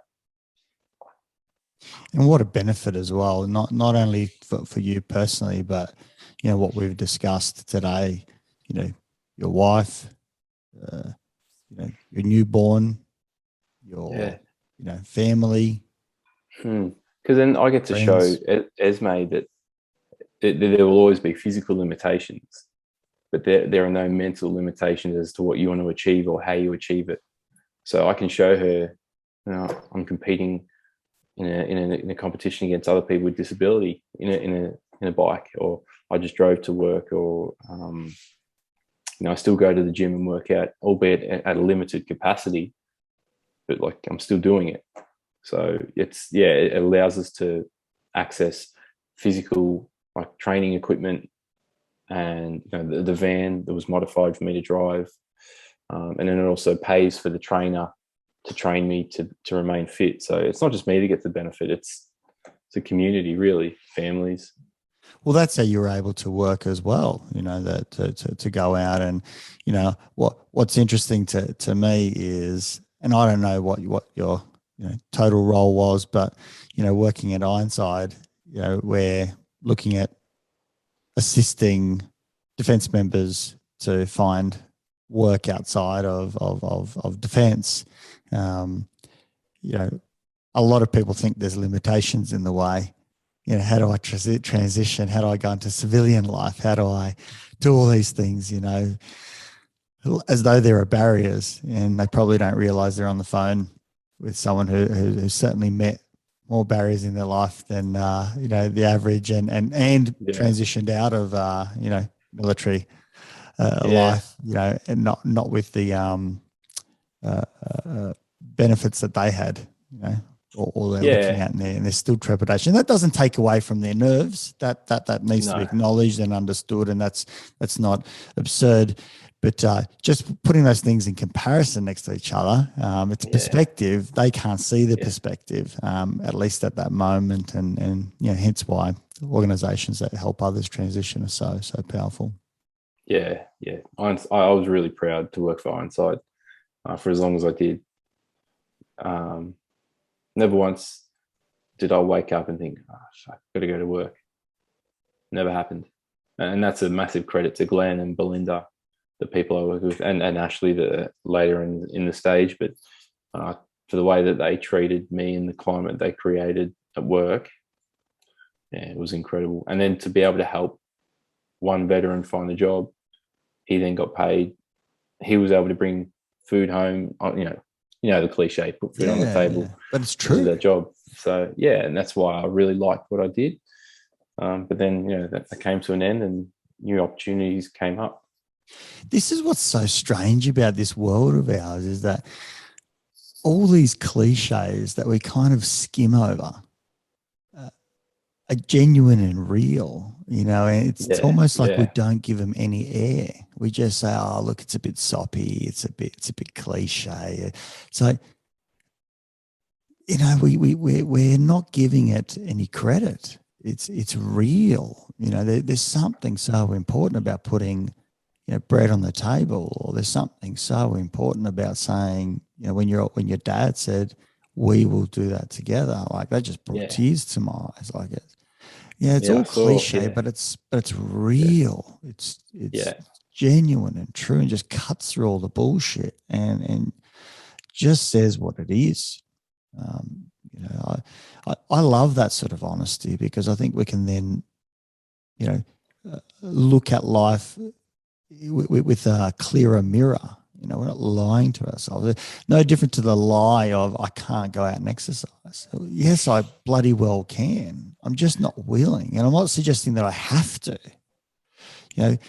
Yes, you can cycle and be competitive. It's like, where are you going to find the money for it? Don't know, but it's possible. We've got to just sit in there and look for it and keep asking hard questions, because it's easy to give up. I imagine the easy route for you is just give up. Yeah. And the average person, it's easy to give up, right? It's hard to keep going. Yeah, for everyone, mate. Spot on, because my dad told me one day, like a negative attitude wins every time. It does. It's easy to quit and it'll work. But why do that? Where's it going to get you? And like, it's easy to sit back now and say that, but like when the times are tough and when you're thinking, I can't do it, that option of taking the easy way out is always there. Mate, we've got to practice that. And that's why I'm a big believer in some of that military style exposure of their recruit course. It's such a simple concept, get people to march for a long period of time. And then when they're tired and exhausted, you tell them to sit down and they're taking a rest. And the moment they sit down and feel comfortable, you tell them all to get back up and walk another 5Ks. And you're just breaking this concept of, I can't walk anymore, because you're exhausted. You're like, I couldn't take one more step. And you just settle into that, and they break it. And they do that over and over and over again. And by the end of it, you do feel fairly, strong and confident, because you're like, I've broken all the limits that I had for myself and some. And that's that helps, at least as a nice foundationary beginning to start viewing the world and say, there's more to it. I can break other limits. Joel, where can we find out more about your story, what you're doing, get in contact? Obviously, you've made yourself available now to talk around resilience and that perspective, that mindset stuff. Where can we find out more? I've got a website, joelsardi.com, and there's all the information there about what I do and how to get in contact with me. I've got an Instagram page as well. But yeah, look, primarily the website, joelsardi.com, and everything is there. Nice. And will you kind of be posting that about, I'm really super eager to find out more about your new cycling adventure. Oh yeah. Well, yeah. I'll put everything on the Instagram page. Everything will go there, and that's what we do to keep people updated. Everything goes on Instagram, and I keep track of it there. And mate, I cannot wait. I'm so excited. I just want to have that moment where I'm struggling, and Dad's behind me. Come on, mate, let's go. That's going to be a very special time. And just losing or winning, don't care. Just want to do it. Well, I think doing it is winning, right? It's that bullshit cliche stuff again, right? It's about the journey, but it's true. It's true. It's so 100%, mate. 100%. Yeah, it is. And yeah. Imagine saying that around the barracks, to all the boys, It's not about winning, guys. It's about the stomp.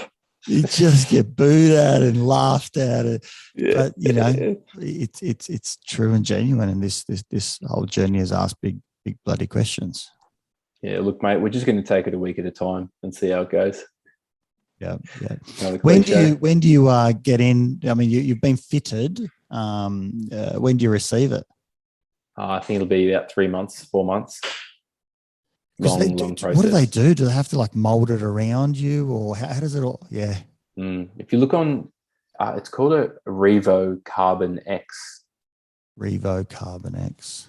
So add that to the list. You got the Ferticare, you got the Revo Carbon X to check out after this. And yeah, that you'll see it there, and you'll see why it's so niche. You know, not niche. Yeah, like modified and unique. Mate, the only thing I'm getting for Revo. Oh, here we go. Carbon X hand cycle. Yeah. Oh, geez, look at that. That looks like a Ferrari. I hope it moves like one. Can you sneak in a little electric assist in there as well? Yeah. Just say, Dad, don't worry, I got it. I got this special button. No one knows inside the carbon. I got it's full of batteries. How did that get in there? Shit. Right. So what sort of things, just before we finish up, what sort of things can people reach out to you about? What do you offer these days? Because I want to get your voice out there as much as possible, because this is the sort of attitudinal type of things that we need to be considering and have nuanced conversations about and have exposure to, because I think naturally the mind is lazy. You know, naturally the mind looks for shortcuts, and when we see something that has no shortcuts and sees the effort that goes around that, it asks so many questions of us. So, you know, what are some of the reasons that people might get in contact? What are you sort of doing right now? Thanks, mate. So I'll present to anybody that wants an insight into perspective, that wants to, and I say, I'll change your life. Anyone that wants to change their life for the better, to learn about how to see the beauty in things, how to be more resilient, to use perspective to change your life, basically. Be it businesses, as I said, sporting clubs, schools, anybody, from 5 people to 1,500 people I've presented to, and I'll continue to do that.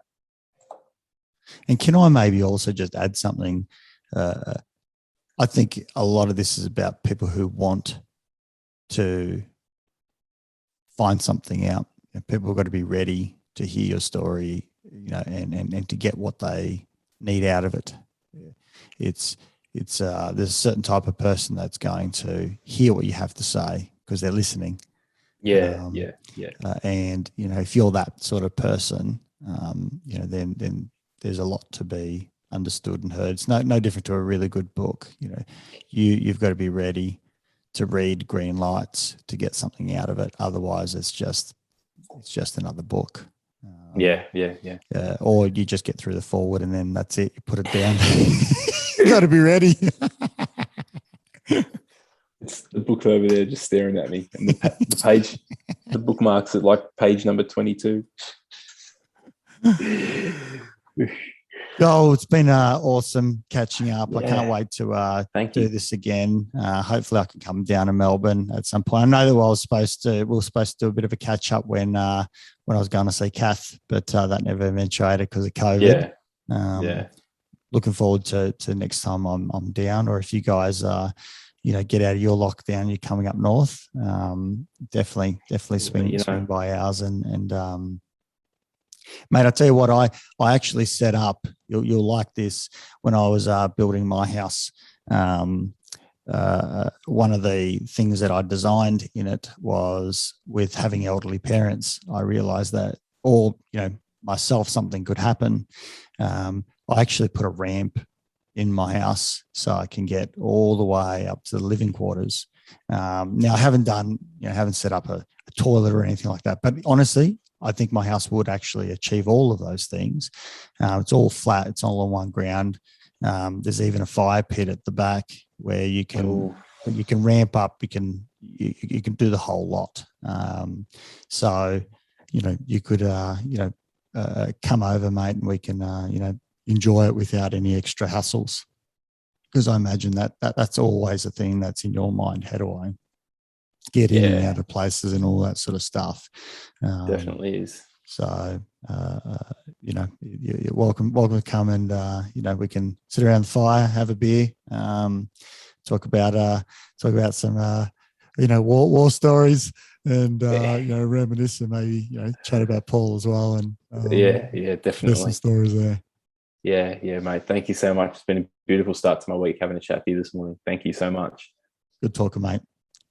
Thanks, Nesh. If you enjoyed this podcast, please support it by going to iTunes and putting a review, subscribe, share it via social media, and tell others about it. Start a conversation. It's listeners like you that make this able and possible, and why we bring in these guests to go out and share their knowledge and resources. And just lastly, if you are a psychologist and you want to go out and be part of a bigger team, develop your experience and get into some exciting work, come to strategicpsychology.com.au/careers and reach out. I'd love to hear from you.